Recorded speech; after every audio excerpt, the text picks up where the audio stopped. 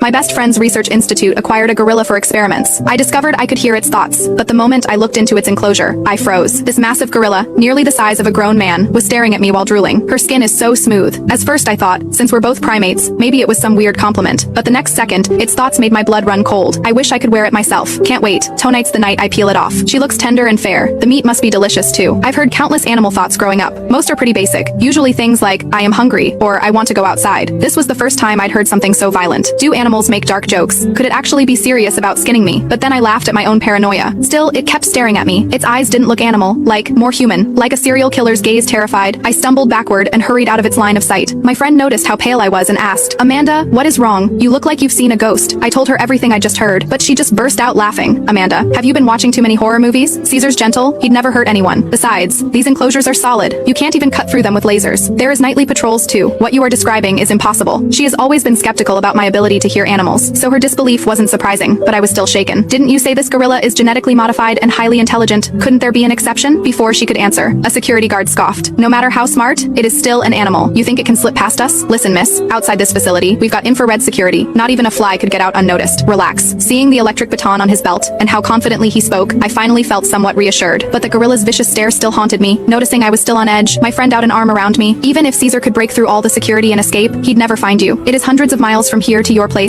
hours by car. You think he is just gonna stroll over? You are like someone who has always begged to see Caesar, but now that you are here, you are scared. Hearing her lighthearted tone, I gradually relaxed. After saying goodbye, I drove home. But at 3 a.m., her call woke me up. She said the gorilla had somehow gotten the security key. Not only freed all the experimental animals, but also disabled the cameras and infrared systems. The entire institute was in chaos. I swallowed hard, my throat dry, unsure how to answer her question. Just then, a fulsa of lightning illuminated the room, followed by the sudden onslaught of a heavy storm outside. Immediately after, violent pounding erupted at my door. The force was so strong I nearly fell off the bed. Me friend on the phone seemed to hear it too. After a tense silence, she tried to comfort me. Amanda, I was just joking. Don't be scared. Even though Caesar escaped, there is no way he is coming for you specifically. The tracker must be malfunctioning. In this weather, without a clear GPS signal, even if he had your address, he could never find the place. Aren't you staying with your boyfriend? You'll be perfectly safe with him there. My heart sank. My boyfriend was on a business trip and wasn't due back until tomorrow. If I had to wait for him to rescue me, it would be far too late. Just then, the banging at the door grew more frantic, but a fragile thread of hope made me creep toward the entrance. Maybe my boyfriend had returned early and was playing a prank on me. I tried to peer through the peephole, but it was completely black outside. The next second, I heard that familiar internal voice. Was my performance not convincing enough? Why won't she open the door? If she doesn't open up, I'll just break it down. No, must be patient. If I frighten her too much, the skin might get damaged. A cold sweat soaked through my clothes. I pressed myself against the wall, afraid to make a sound. Returning from the door, I used the noise of the storm to mask my voice as I whispered into the phone. Natalie, Caesar, that gorilla is right outside my door, and my boyfriend isn't home tonight. You have to help me. The apartment I share with my boyfriend has an open layout.